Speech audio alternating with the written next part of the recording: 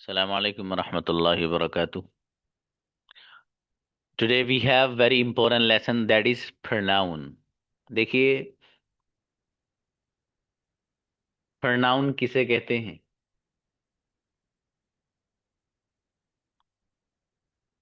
और कल आप लोगों के पेयर्स इंशाल्लाह बनवाए जाएंगे, अल्लाह ने चाहा तो। ठीक है। pronoun किसे कहते हैं, इससे पहले समझना जरूरी है कि नाउन किसे कहते हैं। इससे पहले समझना क्या जरूरी है कि नाउन किसे कहते हैं, तब प्रोनाउन समझेंगे तो मजा आएगा। मजा मतलब समझ में आएगा। देखिएगा, फॉर एग्जाम्पल मुझे बात करनी है, किसी बच्चे का नाम बहुत छोटा सा तूबा। मुझे कहना है तूबा एक स्टूडेंट है। Tooba is a student. Tooba एक स्टूडेंट है। ये एक सेंटेंस गोया के मैंने लिखा है। अब देखिए, नाउन किसे कहते हैं?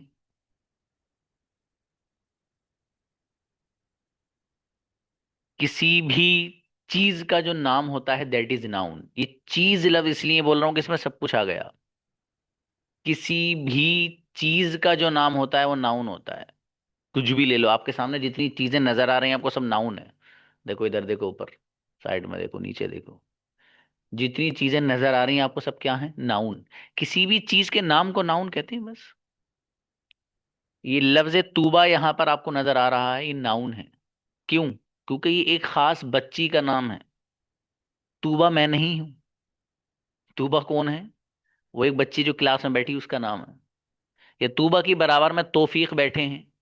तो लफ्ज तूबा जब मैं बुलाऊंगा तो तौफीक मेरी तरफ नहीं देखेंगे, बल्कि तूबा जो बच्ची है जिसका ये नाम है वही मेरी तरफ देखेगी। क्यों? क्योंकि ये जो लफ्ज है ये उसका नाम है, इसलिए नाउन है। तो शॉर्ट में, इन शॉर्ट आप अगर समझें तो जो लफ्ज किसी का नाम होगा या किसी चीज का नाम होगा उसी के बारे में कहा जाता है कि वो लफ्ज नाउन है। तूबा नाउन है क्यों? इसलिए कि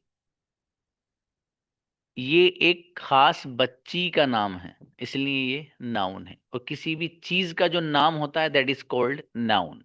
उसी को नाउन, इसी को उर्दू में इस्म बोलते हैं, इस्म। अब देखिएगा, अभी बात पूरी नहीं हुई है। Tooba is a student. Tooba एक स्टूडेंट है। वो इंग्लिश बोलती है। She speaks English. She speaks English, वो इंग्लिश बोलती है। अब देखिएगा, ये पूरा सेंटेंस यहां तक अब हुआ है। Tooba is a student. Tooba एक स्टूडेंट है। शी स्पीक्स इंग्लिश, वो इंग्लिश बोलती है। इस एग्जाम्पल में ये जो लफ्ज शी है ये प्रोनाउन है। आप समझिए प्रोनाउन कहते किसे हैं, फिर पता चल जाएगा। जो लफ्ज, जो वर्ड किसी नाउन की जगह आता है वो प्रोनाउन होता है। जो लफ्ज किसी नाउन की जगह पर आएगा वो प्रोनाउन होता है। अब देखो, Tooba is a student. Tooba एक स्टूडेंट है। शी स्पीक्स इंग्लिश, वो इंग्लिश बोलती है। ये जो शी है वो इंग्लिश बोलती है, वो कौन? तो यहां पर जो लफ्ज शी आ रहा है ये इस नाउन की जगह पर आ रहा है जो तूबा है। तूबा ही के बारे में तो बात चल रही है। तूबा एक स्टूडेंट है, वो इंग्लिश बोलती है। तो वो इंग्लिश बोलती है, यहां पर शी जो लफ्ज इस्तेमाल किया जा रहा है ये इस तूबा नाउन की जगह पर इस्तेमाल किया जा रहा है। क्यों? इसलिए कि अगर आप बात कहें Tooba is a student, Tooba speaks English, Tooba speaks Urdu, Tooba eats biryani, आपका एक सामने वाला बंदा बता के कहेगा भाई साहब पागल वागल हो गया, इतनी बार नाम क्यों ले रहे हो, एक बार ही बता दो हमें पता चल जाएगा। आप ये कह दो तूबा एक स्टूडेंट है, वो इंग्लिश बोलती है, वो रोजाना स्कूल जाती है, वो अपनी अम्मी जान का कहना मानती है, वो रोजाना क्लास अटेंड करती है। तो ये सुनने में भी खूबसूरत लग रहा। और आप अगर ये कहो कि तूबा एक स्टूडेंट है, तूबा स्कूल जाती है, तूबा क्लास अटेंड करती है, तूबा अपनी अम्मी जान का कहना मानती है। सामने वाला कह रहा है भाई साहब चुप जाओ, क्या क्या कर रहे हो, बार पागल हो गए क्या। तो कहने का मकसद ये है कि नाउन को चूंकि जब बात और गुफ्तगू होती है उसको रिपीट नहीं किया जाता है बार बार, बल्कि उसकी जगह दूसरे अल्फाज का इस्तेमाल होता है। और जिन अल्फाज का, जिस वर्ड का कह लो, जी इस्तेमाल होगा उस नाउन की जगह, वही प्रोनाउन होता है। तो यहाँ पर Tooba is a student, Tooba एक स्टूडेंट है। शी स्पीक्स इंग्लिश, वो इंग्लिश बोलती है, तो शी का मतलब वही तूबा। उस तूबा नाउन की जगह पर शी इस्तेमाल हो रहा है, इसलिए क्या है, प्रोनाउन है। और प्रोनाउन किसे कहते हैं, जो लफ्ज किसी नाउन की जगह इस्तेमाल हो, वही तो प्रोनाउन है। तो यहाँ पर शी प्रोनाउन इसलिए चूंकि ये तूबा नाउन की जगह इस्तेमाल हो रहा है। सिंपल है। आगे देखिएगा, जो प्रोनाउंस हैं वो तीन तरह के हैं। प्रोनाउंस कितनी तरह के हैं, तीन तरह के। ये जो प्रोनाउंस आपके सामने नजर आ रहे हैं, ये सब, इन सब प्रोनाउंस को कहा जाता है सब्जेक्टिव प्रोनाउंस। क्या है ये सब के सब, सब्जेक्टिव प्रोनाउन। ये लिखना नहीं, सब्जेक्टिव प्रोनाउंस। ये सब प्रोनाउंस वो हैं I, we, you, they, he, she, it. ये सब सब्जेक्टिव प्रोनाउंस कहलाते हैं। अब एक सवाल हो गया, सर ये सब जो प्रोनाउंस हैं ये सब्जेक्टिव प्रोनाउन क्यों हैं, इनको सब्जेक्टिव प्रोनाउन क्यों कहा जाता है। जवाब, इन सबको सब्जेक्टिव प्रोनाउन इसलिए कहा जाता है क्योंकि ये सेंटेंस में सब्जेक्ट बनते हैं। ये सेंटेंस में सब्जेक्ट बनते हैं। अब, या यूं कह लो कि इन सबको सब्जेक्टिव प्रोनाउन इसलिए कहा जाता है क्योंकि ये सब के सब सेंटेंस में सब्जेक्ट की जगह आते हैं, इसलिए इनको सब्जेक्टिव प्रोनाउन कहा जाता है। उर्दू में लफ्ज इस्तेमाल किया जाए कि सारे के सारी जो ज़मीरें हैं ये फ़ाइल की ज़मीरें हैं। ठीक है, ये उर्दू वाले जो बच्चे बैठे हैं उनके लिए, ये सब ज़मीरें फ़ाइली हैं, फ़ाइल बनने वाली ज़मीरें हैं सभी। ठीक है, तो ये जो प्रोनाउंस आपको नज़र आ रहे हैं सब क्या हैं, ये सब्जेक्टिव प्रोनाउन। क्यों कहा जाता है, क्योंकि सारे के सारी जो नज़र आ रहे हैं ये सेंटेंस में सब्जेक्ट बनते हैं, इसलिए इनको सब्जेक्टिव प्रोनाउन कहा जाता है। अब देखिएगा, आई का तो पहले से ही पता है आपको, आई का मतलब मैं जाता हूँ, आई गो, मैं बोलता हूँ आई स्पीक, पहले से पता है। वी का मतलब है हम, आपको ये भी पहले से पता है। हम बोलते हैं वी स्पीक, हम खाते हैं वी ईट, हम लिखते हैं वी राइट।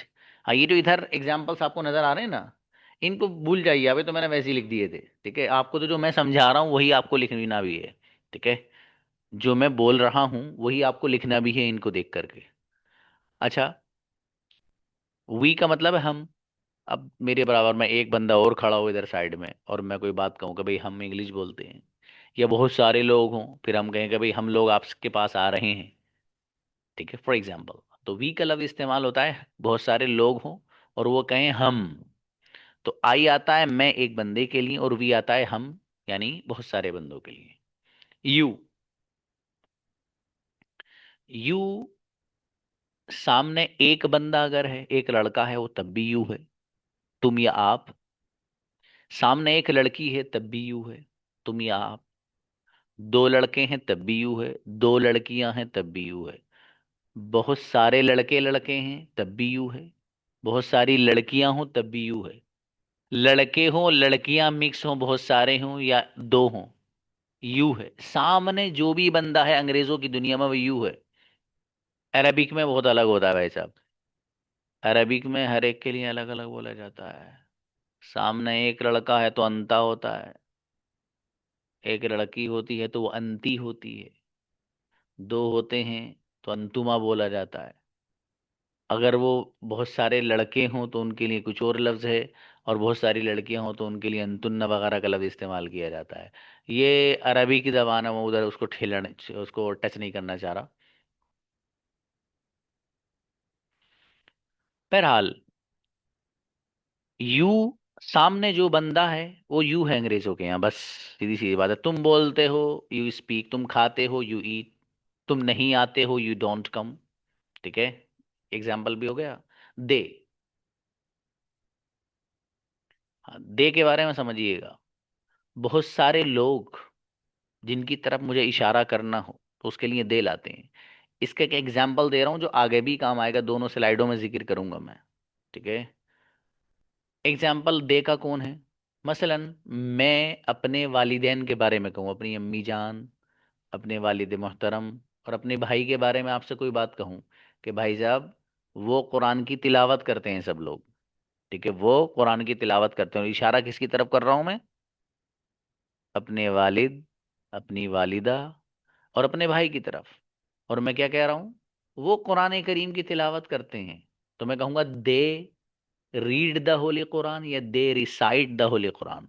वो कुरान करीम की तिलावत करते हैं, वो अरबिक बोलते हैं। They speak Arabic. बहुत सारे लोगों की तरफ इशारा करना होगा तो दे आएगा। एग्जाम्पल में मैंने वालिद, वालदा और अपने भाई को रखा है। क्यों? इसलिए कि आगे जो चीज़ मुझे समझानी होगी वो इसी एग्जाम्पल से समझाऊंगा, अपनी वालिद, वालदा और अपने भाई का एग्जाम्पल ला करके। इसलिए बता रहा हूँ दे का मतलब वो, यानी मेरे भाई बहन, सॉरी मेरे वालिदैन और मेरा भाई। सॉरी। तो दे क्लियर हो गया। दे स्पीक इंग्लिश, वो इंग्लिश बोलते हैं। दे स्पीक अरबिक, वो अरबिक बोलते हैं। दे लाइक बिरयानी, वो बिरयानी पसंद करते हैं। बहुत सारे लोगों की तरफ इशारा हो रहा है। ही ही जो लफ्ज इस्तेमाल होता है वो किसी एक लड़के की तरफ इशारा करने के लिए होता है। ही का इस्तेमाल किसी एक लड़के की तरफ इशारा। फॉर एग्जाम्पल मेरा एक भाई है, मैं उसके बारे में आपसे कहूँ कि भाई वो स्कूल चलाता है, वो स्कूल चलाता है, तो मैं सेंटेंस बनाऊंगा he runs a school. He runs a school, वो स्कूल चलाता है। तो यहां पर मैंने अपने भाई जो मेरा एक है उसकी तरफ इशारा किया है, वो लड़का है, तो मैं यहां पर लफ्ज ही लेकर के आया हूं। शी किसी एक लड़की की तरफ इशारा करने के लिए आता है। मसलन मैं अपनी एक बहन के बारे में कहूं कि मेरी बहन दिल्ली में रहती है, मेरी बहन दिल्ली में रहती है, तो मैं कह सकता हूं she lives in Delhi. She lives in Delhi, वो दिल्ली में रहती है, फॉर एग्जाम्पल। तो एक लड़की की तरफ इशारा करना हो तो शी लाएंगे। इट, क्या बात है। इट का जो हम इस्तेमाल करते हैं वो बुनियादी तौर पर तीन इस्तेमालात आप अपने सामने रखिएगा। पहला, जितनी भी बेजान चीजें हैं उनके लिए हम इट का लफ्ज इस्तेमाल करते हैं। इट का लफ्ज इस्तेमाल किस लिए करते हैं हम? जितनी भी बेजान चीजें हैं उनके लिए हम इट का इस्तेमाल करते हैं। जैसे पेन है, इट इज अ पेन। मेरे पास एक घड़ी भी है, इट इज अ वॉच। मैं जो पहन रहा हूँ, it is sherwani, for example. ठीक है, मेरे पास ये एक चश्मा है, इट इज एन स्पेक्टिकल। मेरे पास एक कैप और टोपी है, it is a cap. It का लफ्ज इस्तेमाल करते हैं बेजान चीजों के लिए। दूसरा, इट का इस्तेमाल किया जाता है जानदार चीजों के लिए, जिनके अंदर अल्लाह पाक ने जान रखी है, ताकत रखी है। एनिमल्स हो, बर्ड्स हो, कुछ भी हो। ठीक है। लॉयन की तरफ इशारा करना हो, इट इज अ लॉयन। ठीक है। तोते की तरफ इशारा करना हो, it is a parrot, for example. तीसरा, इट का जो हम इस्तेमाल करते हैं वो ऐसे बच्चे की तरफ इशारा करने के लिए करते हैं जिसका जेंडर और जिन्स हमें मालूम ना हो, कि वो सामने जो बच्चा छोटा सा है वो लड़का है या लड़की। हमें अगर पता ना हो उस वक्त भी हम इट का लफ्ज इस्तेमाल करते हैं। और अगर ये पता चल जाए कि वो लड़का है जबकि छोटा ही है तो इट नहीं लाएंगे, ही लाएंगे। और अगर ये पता चल जाए कि वो लड़की है, छोटा है हालांकि वो बच्चा, लेकिन पता चल गया तो लड़की है, तो फिर शी ही लाएंगे। ठीक है। इसके दो तीन इस्तेमाल और हैं जो एडवांस लेवल के हैं, जो हमारी ग्रामर वाली क्लास में क्लियर कराया जाता है। और साथ साथ वो जो किताब है हमारी ग्रामर वाली, उसके अंदर सारे यूजेस लिखे हुए हैं इट के। ठीक है, फिलहाल आपके लिए ये काफ़ी है बस। ठीक है। तो इट का जो ट्रांसलेशन है वो क्या है? इट का ट्रांसलेशन है वो। क्या ट्रांसलेशन है इसका? वो। जिस चीज़ की तरफ इशारा करना हो वो। अब इसका एग्जाम्पल समझना जिसको मैं आखिर तक चलाऊंगा। एक सिचुएशन क्रिएट कर रहा हूं। सिचुएशन क्या है? सिचुएशन ये है कि ब्रदर निजामुद्दीन एक लैपटॉप लेकर आए हैं मार्केट से। अभी 2-3 दिन पहले एक लैपटॉप लाए और इन्होंने मुझे बताया सर एक लैपटॉप लाया हूँ सर, और बड़ा बढ़िया मिल गया मुझे वो, लेकिन एक ही पीस था। इन्होंने ये इसलिए कहा कि सर ना खरीद पाए, तो इन्होंने कहा कि एक ही पीस था सर, वो मैं ले आया। मैं कहा, चलो भाई कोई बात नहीं, कॉन्ग्रेचुलेशन, मुबारक, आप ले आए। अब ये जो निजामुद्दीन एक लैपटॉप, तो ध्यान से सुनना बच्चों, ये सिचुएशन अगर आपको समझ में आ गई तो अगली बातें भी समझ में आएंगी, इसलिए मैं एक बच्चे का एग्जांपल देकर समझा रहा हूँ। ब्रदर निजामुद्दीन जो लैपटॉप लेकर आए हैं, उस लैपटॉप के बारे में अब इनसे गुफ्तगू कर रहा हूं मैं। ये क्या लेकर आए मालूम है? लैपटॉप। ये लैपटॉप लेकर आए भाई साहब। मैं मुझसे ड्राइंग वाइंग नहीं आती, कभी सोचा सर लैपटॉप कहाँ बनाया आपने, पता नहीं क्या बना दिया, तो वैसे ही बनाया भाई। ठीक है, लैपटॉप नहीं है, वैसे ही रख दिया है मैंने। जी, बच्चे अच्छी ड्राइंग करती हैं, माशाल्लाह। ओके, ये लैपटॉप है बाबू। ये जो लैपटॉप है, ये ब्रदर निजामुद्दीन लेकर आए हैं मार्केट से।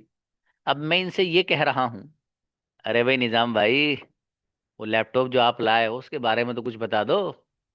बोलो, अरे सर वो जो लैपटॉप है, अरे सर उसके बारे में आप पूछ रहे हो sir, it works amazing, it works amazing. Sir गजब चलता है, गजब। तो यहां पर जो देखिए लफ्ज इस्तेमाल हो रहा है, यहां पर लिख रहा है इट वर्क्स वेल, वो अच्छा चलता है। वेल की जगह मैंने अमेजिंग बोल दिया था, कोई बात नहीं। तो इट वर्क्स अमेजिंग, सर वो तो बहुत अच्छा चलता है। तो यहां लफ्ज इट का जो इस्तेमाल हो रहा है, ये इसी नाउन जो लैपटॉप है आपका, जो क्या है, आपका लैपटॉप है, इसी लैपटॉप नाउन की जगह पर इट का इस्तेमाल हो रहा है और सब्जेक्ट बनकर इस्तेमाल हो रहा है। इट वर्क्स वेल, वो अच्छा चलता है। क्या वो, क्या वही लैपटॉप, उसी लैपटॉप की तरफ इशारा कर रहे हैं आप इस इट के जरिए। समझ में आया? तो इट वर्क्स वेल, वो अच्छा चलता है, यानी लैपटॉप अच्छा चलता है। तो यहां पर इट ये सब्जेक्ट बन रहा है। क्या बन रहा है? सब्जेक्ट, क्योंकि अच्छा चलने वाला कौन है? यही लैपटॉप है ना। इस लैपटॉप नाउन को न ला करके प्रोनाउन इट इस्तेमाल किया जा रहा है, इसलिए यहां पर ये इट सब्जेक्टिव प्रोनाउन बन रहा है, सेंटेंस में सब्जेक्ट बन रहा है। इट वर्क्स, वो अच्छा चलता है। इट वर्क्स वेल, वो अच्छा चलता है। ये कौन अच्छा चलता है? ये इट इस्तेमाल हो रहा है इसी नाउन की जगह जो लैपटॉप है। और जो लफ्ज किसी नाउन की जगह आता है उसी को प्रोनाउन कहा जाता है। तो इसलिए सब्जेक्टिव प्रोनाउन में से इट भी है बाबू। ठीक है, let's move for the next. आगे चलते हैं। अगली स्लाइड है ऑब्जेक्टिव प्रोनाउंस के बारे में। ये सारे के सारे कौन से प्रोनाउंस हैं? ऑब्जेक्टिव। देखिएगा, मी, अस, यू, दैम, हिम, हर और इट फिर आ गया ना, लाके ये पीछे नहीं छोड़ता भाई साहब। ये सब प्रोनाउंस क्या है मालूम है? ऑब्जेक्टिव। ऑब्जेक्टिव प्रोनाउन का मतलब वो प्रोनाउंस जो सेंटेंस में ऑब्जेक्ट बनते हैं, ये जो सेंटेंस में ऑब्जेक्ट की जगह आते हैं, उनको क्या कहा जाता है? Objective pronoun. अच्छा, ये मी, अस, यू, देम, हिम, हर और इट, इन सबको ऑब्जेक्टिव प्रोनाउन क्यों कहा जाता है? ये सवाल हो गया। इन सबको ऑब्जेक्टिव प्रोनाउन क्यों कहा जाता है? जवाब, भाई साहब ये सब सेंटेंस में ऑब्जेक्ट की जगह इस्तेमाल होते हैं, इसलिए ऑब्जेक्टिव प्रोनाउन है। या यूं कह लो कि ये सब के सब सेंटेंस में ऑब्जेक्ट बनते हैं। सेंटेंस में ये सब ऑब्जेक्ट बनते हैं, इसलिए इनको ऑब्जेक्टिव प्रोनाउन कहा जाता है। इसी को उर्दू वाले जो बच्चे हैं वो समझें कि ये सारी की सारी ज़मीरें हैं मफऊल वाली। ये सब कौन सी ज़मीरें हैं? मफऊल वाली। ये सेंटेंस में मफऊल बनती हैं, ऑब्जेक्ट बनती हैं। ठीक है, ये उन लोग के लिए हैं जो हमारे उर्दू ग्रामर वगैरह जानते हैं बच्चे। बहरहाल, मी का मतलब है मुझे या मुझको। मी का मतलब क्या है? मुझे या फिर मुझको। एग्जाम्पल, एग्जाम्पल, जकरिया सर पढ़ाते हैं। जकरिया सर टीचिज, जकरिया सर टीचिज। अब सामने वाले बंदे ने सवाल करा, भाई साहब किसे पढ़ाते हैं जकरिया सर? आपने वहां फौरन जवाब दे दिया, जकरिया सर टीचिज मी। जकरिया सर पढ़ाते हैं मुझको। जकरिया सर टीचिज मी। जकरिया सर पढ़ाते हैं मुझको या मुझे। वही मैंने आपको बताया, मी का ट्रांसलेशन मुझे या मुझको। क्लियर? आगे आ जाइए। अस, आप कई सारे लोग वहां पर मौजूद हैं, किसी ने सेंटेंस वैसी बोल दिया आप में से, जकरिया सर टीचिज, जकरिया सर पढ़ाते हैं। अब कोई बंदा गुजर रहा था, उसने कहा भैया किसे पढ़ाते हैं सर? आप कई सारे लोग वहां खड़े थे, आपने क्या कहा? जकरिया सर टीचिज अस। जकरिया सर पढ़ाते हैं हमको। तो अस का मतलब है हमें या हमको। ये जो सारी बातें बता रहा हूं, ये भी उस किताब के अंदर डिटेल और तफसील से लिखी हुई, एक एक नहीं, कई कई एग्जाम्पल के साथ लिखी हुई हैं ये सारी बातें। आगे देखिएगा। अस क्लियर हो गया। यू। यू आपके सामने है। यू पहले भी आया था, जब भी सब्जेक्ट प्रोनाउन भी बनता है यू, और ऑब्जेक्टिव प्रोनाउन भी बनता है। ठीक है भाई साहब, सब्जेक्टिव प्रोनाउन भी बनता है और ऑब्जेक्टिव प्रोनाउन भी बनता है यू ही। तो यहां पर यू जो आया है वो ऑब्जेक्टिव प्रोनाउन के तौर पे इस्तेमाल हो रहा है। कैसे? फॉर एग्जाम्पल, मैं पसंद करता हूं। मैंने सेंटेंस वैसे ही बोला, मैं पसंद करता हूं। अब कोई बच्चा पूछ रहा होगा सर किसको? मैं उसी बच्चे से कहने लगूं, आई लाइक यू। मैं पसंद करता हूं आपको। या मैं वैसे ही कहूं, मैं पढ़ाता हूं, तो मैं पढ़ाता हूं, आई टीच। बच्चे ने बोला सर किसे पढ़ाते हैं आप? उसी बच्चे की तरफ इशारा कर दिया मैंने कहा आई टीच यू। मैं पढ़ाता हूं आपको, यू आपको। मैं इज्जत करता हूं, आई रेस्पेक्ट। सवाल करने लगो सर किसकी इज्जत करते हैं आप? उसी बच्चे की तरफ इशारा करके मैंने कहा आई रेस्पेक्ट यू। मैं इज्जत करता हूं, एहतराम करता हूं आपका। तो यू यहां पर इन एग्जाम्पल में ऑब्जेक्ट बन रहा है, ऑब्जेक्टिव प्रोनाउन के तौर पर इस्तेमाल हो रहा है। बहुत आसान है, कुछ नहीं है। डैम। डैम में अब आप वहीं चले जाइए, मेरे वालिदैन की तरफ और मेरे भाई की तरफ। डैम का ट्रांसलेशन है उन्हें या उनको। उन्हें या उनको या उनसे। सब तर्जमे और ट्रांसलेशन इसके होंगे। उन्हें, उनको, या फिर उनसे। जैसा मौका होगा वैसा ट्रांसलेशन इसका हो जाएगा। एक एग्जांपल दे रहा हूं बस मैं। मैंने कहा मैं मोहब्बत करता हूं, आई लव। एक बच्चा कहने लगा अरे सर बता दो तो किससे? मैंने जवाब क्या दिया? डैम। I love them.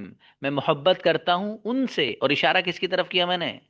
अपनी अम्मी जान, अपने अब्बू जान, और अपने भाई की तरफ। I love them. मैं मोहब्बत करता हूं उनसे। इसी तरीके से मैंने एक लफ्ज बोला, मैं इज्जत करता हूं। किसी ने सवाल कर लिया सर किसकी इज्जत करते हैं आप? फिर मैंने अपने वालिदैन और भाई की तरफ इशारा कर दिया, आई रेस्पेक्ट।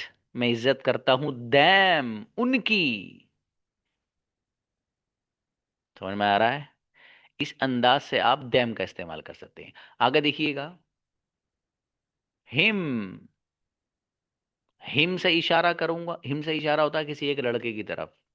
जैसे मैं अपने भाई, जो मेरा एक भाई है उसी की तरफ इशारा करता हूं। अब मैं आपसे कहूं कि मैं मोहब्बत करता हूं, आपने कहा सर किससे? अब मैं आपको जवाब दे रहा हूं अपने ही भाई की तरफ इशारा करके, आई लव हिम। मैं मोहब्बत करता हूं उससे। मैं इज्जत करता हूं, आई रेस्पेक्ट। आपने सवाल किया सर किसकी? जवाब मैंने अपने भाई की तरफ इशारा करके आपको दिया, आई रेस्पेक्ट हिम। मैं इज्जत करता हूं उसकी, यानी अपने भाई की। तो हिम का ट्रांसलेशन आप लिखेंगे उसे, या उससे, या उसको। ये सब ट्रांसलेशन आएंगे, उसे, या उससे, या उसको। जैसा मौका होगा वैसे तर्जमा हो जाएगा इसका। ठीक है। आगे देखिएगा। हर। हर का मतलब किसी एक लड़की की तरफ इशारा करना होगा तो हर लेकर के आएंगे। फॉर एग्जाम्पल, जब शी का एग्जाम्पल आया था तो मैंने अपनी बहन की एग्जाम्पल दिया था आपको कि मेरी बहन दिल्ली में रहती है। अब मैं उसी बहन की तरफ इशारा कर रहा हूँ और जहन में वही बात है मेरे, और मैं कहने लगूं आई लव। मैं मोहब्बत करता हूँ। सवाल करने वाला का सर किससे? उसी अपनी बहन की तरफ इशारा कर दिया मैंने, आई लव हर। मैं मोहब्बत करता हूँ उससे। मैंने कहा मैं इज्जत करता हूँ, आई रेस्पेक्ट। सवाल करने वाले ने सवाल कर लिया किससे? उसको जवाब दिया जा रहा है इशारा बहन ही की तरफ, एक लड़की की तरफ इशारा करके, आई रेस्पेक्ट हर। मैं इज्जत करता हूं उसकी। समझ में आया? इस अंदाज से हर का लफ्ज इस्तेमाल आप कर सकते हैं। आगे देखिएगा, इट। ये फिर आ गया नालायक। भाई साहब पीछे नहीं छोड़ेगा इट, ये बहुत नालायक है। ये जो है ना, ये जहां दावत मिल जाती है, इसे वहीं पड़ाव डाल देता आपने। इसने देखा यहाँ वलीमा हो रहा है, यहाँ भी चला गया। इसने देखा अगले घर में किसी का इंतकाल हो गया तो 40वां, तो वहां भी चला गया नालायक। वो वाला सीन है इसका। हर जगह जाता है उल्लू ये। देखिएगा बाबू, इट। इट लेकिन यहाँ जो इस्तेमाल हो रहा है, ये ऑब्जेक्टिव प्रोनाउन के तौर पे हो रहा है।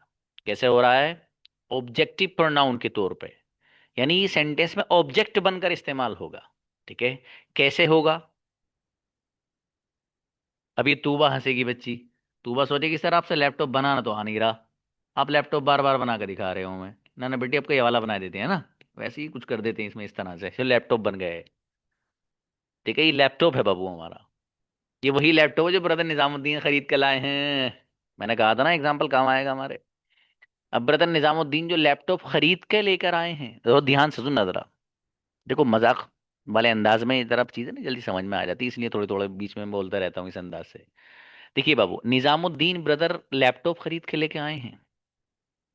अब मैंने इनसे पूछा, मैंने कहा भाई साहब निजाम, वो जो लैपटॉप लाए हो, वो अलमारी में सजा रखा है या कुछ करवर भी रहे हो? क्या सवाल किया मैंने ब्रदर निजाम से?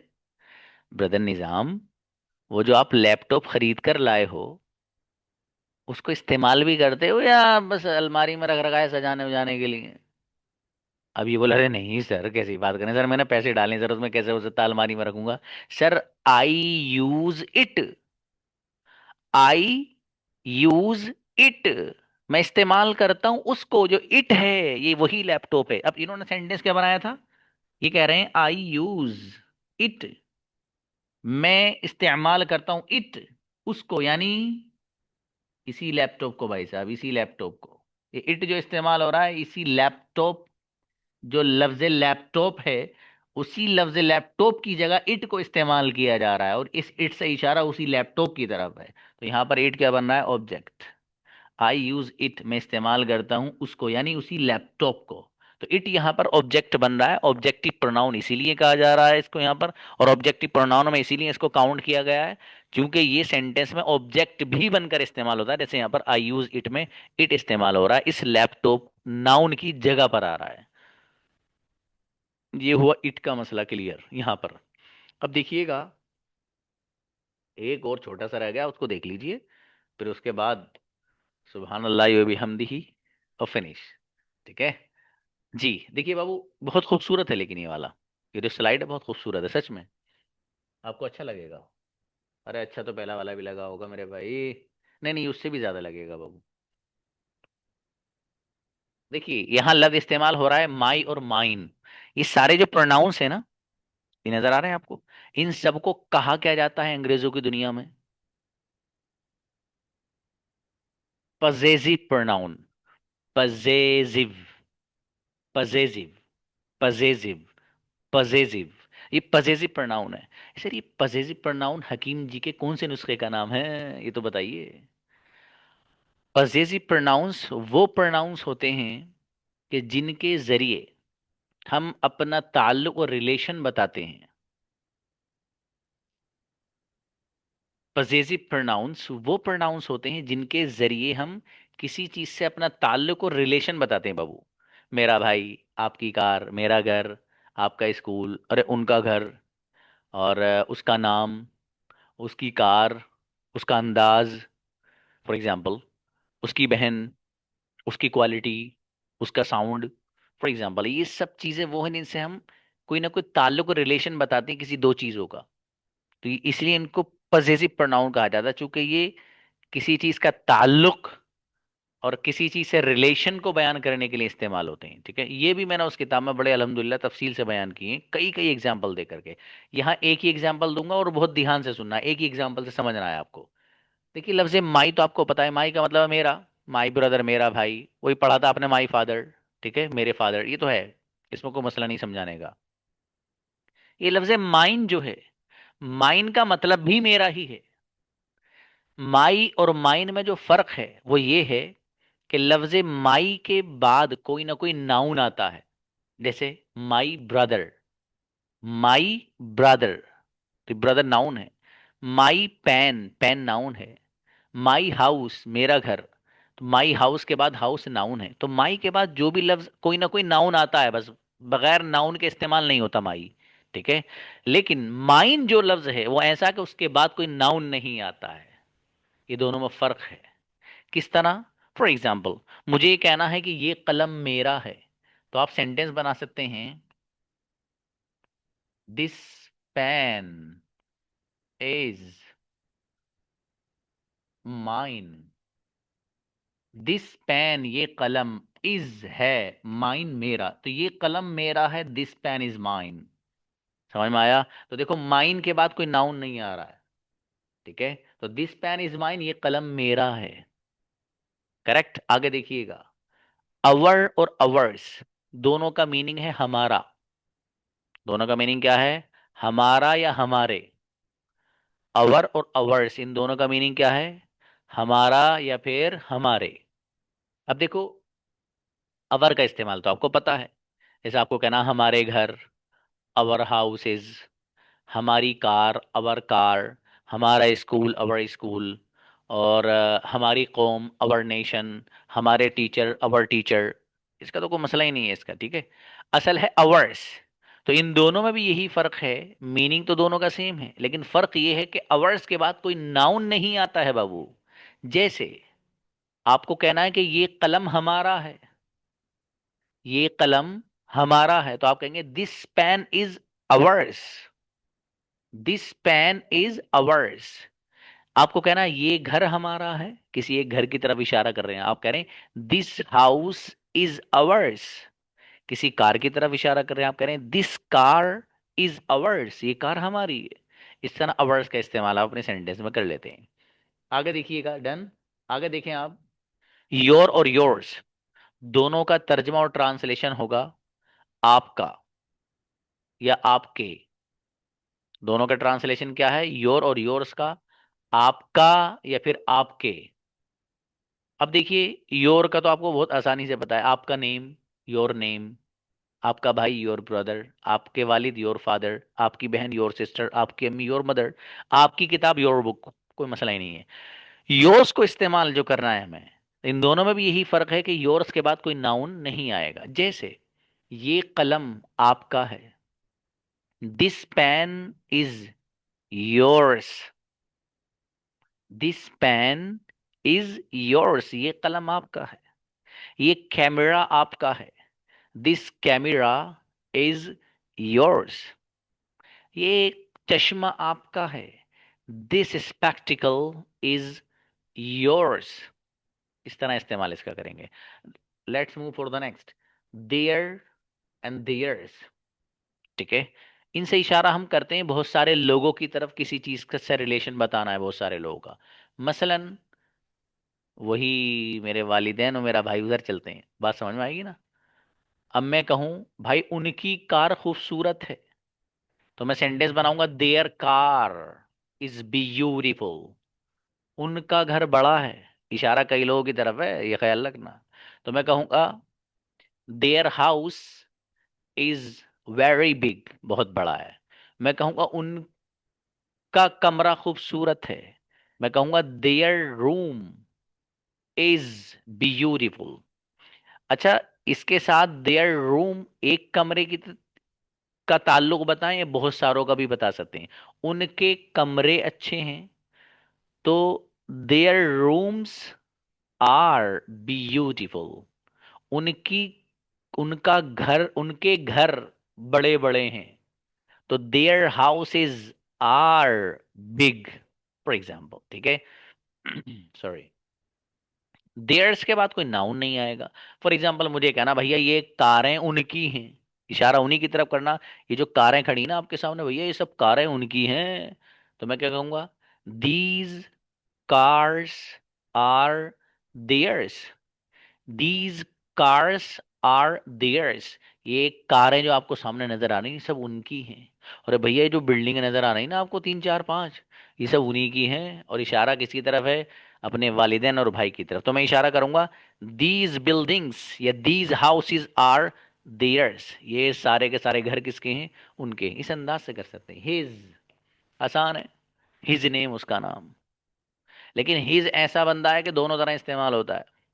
हिज के बाद नाउन भी आ जाता है और नाउन नहीं भी आता है। मसलन मुझे ये कहना उसका नाम, उसका नाम, फॉर एग्जाम्पल उसका नाम यूसुफ है, तो मैं कहूंगा his name is Yusuf, his name is Yusuf. उसकी कार अच्छी है, एक लड़के की तरफ इशारा है, तो हिज कार इज ब्यूटीफुल। उसका घर बड़ा है, हिज हाउस इज बिग, लड़के की तरफ इशारा। हिज और हिज का इस्तेमाल हम इसके बाद कोई नाउन नहीं आता तब भी करते हैं। मुझे कहना है ये कलम उसका है, ये कलम उसका है, इशारा एक लड़के की तरफ, यानी मेरा जो भाई है, तो मैं कहूंगा this pen is his, this pen is his, ये पेन उसका है। तो हिज जो है वो ऐसा वर्ड है कि जिसका इस्तेमाल नाउन के साथ भी इस्तेमाल कर सकते हैं इसके बाद, और विदाउट नाउन भी। अगला देखिएगा हर और हर्स। हर वही जैसे ऊपर हिज है, उसका नाम हर नेम, उसकी कार हर कार, उसका घर हर हाउस। और यहां पर हर्ष इस्तेमाल हो रहा है, इसके बाद कोई नाउन नहीं आएगा। मसलन ये कलम उसका है, किसी लड़की की तरफ इशारा करना है, मैं कहूंगा दिस पेन इज हर्ष, ये घर उसका है, लड़की की तरफ इशारा है, दिस हाउस इज हर्ष। ये उल्लू इट फिर आ गया, देखो यहां पर आया इट्स, क्या आया यहां पर, इट्स। इट्स का मतलब है यहां उसका, ये उसकी, जैसा सिचुएशन होगा वैसा ट्रांसलेट, उसका या उसकी। वही लैपटॉप जो निजामुद्दीन लेकर आए हैं उसकी तरफ इशारा कर रहे हैं हम। और मैं बात कह रहा हूं कि ब्रदर उसके साउंड या उसकी क्वालिटी के बारे में मुझे आप बताइए, तो ब्रदर निजामुद्दीन उसी की तरफ इशारा करके मुझसे कह रहे हैं sir it's quality, it's quality, उसकी क्वालिटी इज गुड, अच्छी है। तो देखिए इट्स क्वालिटी, उसकी क्वालिटी, उसका साउंड, इट्स साउंड, उसका साउंड, उसकी आवाज, इट्स वॉल्यूम फॉर एग्जाम्पल, ठीक है। उसका कलर, इट्स कलर। और क्या कहिए, उसका वजन, इट्स वेट फॉर एग्जाम्पल। इसी तरीके से कोई इत्र आपके पास है, उसकी खुशबू कहनी है भाई, उसकी खुशबू तो बड़ी गजब है भाई, तो आप कह सकते हैं इट्स फ्रेग्रेंस। उसका रंग, इट्स कलर। इस तरह से आप इट्स का लफ्ज इस्तेमाल करते हैं। एक छोटा सा कंफ्यूजन देखिएगा, ये जो इट्स लिखा हुआ है जो पजेसिव प्रोनाउन है, ये लिखा हुआ है आई टी और एस, इस अंदाज से। कहीं कहीं पर आपको मिलेगा आई टी अपोस्ट्रोफी फिर एस, इस अंदाज से। तो अगर इस अंदाज से मिला हुआ हो, यानी आई टी और एस ये तीनों एक साथ मिले हुए हों, बीच में इस तरह की कोई अलामत वगैरह ना बनी हुई हो, तो इसका मतलब ये है कि ये पजेसिव प्रोनाउन है। क्या है ये, पजेसिव प्रोनाउन। और अगर आपको आई टी एस लिखे हुए नजर आ रहे हैं लेकिन इस तरह नजर आने जैसे यहाँ पर है, इस अलामत के साथ ये वाली, तो फिर इसका मतलब ये है कि ये असल में है इट इज। इट इज को मिलाकर पढ़ा गया है इट्स, ये जरा ख्याल रखना है, ठीक है। बहरहाल ये आज का आपका लेसन है, इसको अच्छी तरह से लिख लेना बाबू। अपने एतबार से आप इसके नोट्स बना लीजिएगा, खुसूसन वो बच्चे जिनके पास किताब नहीं है।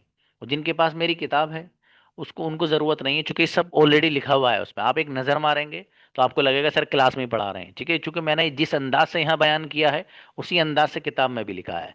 मिलते हैं इंशाल्लाह। अस्सलाम वालेकुम।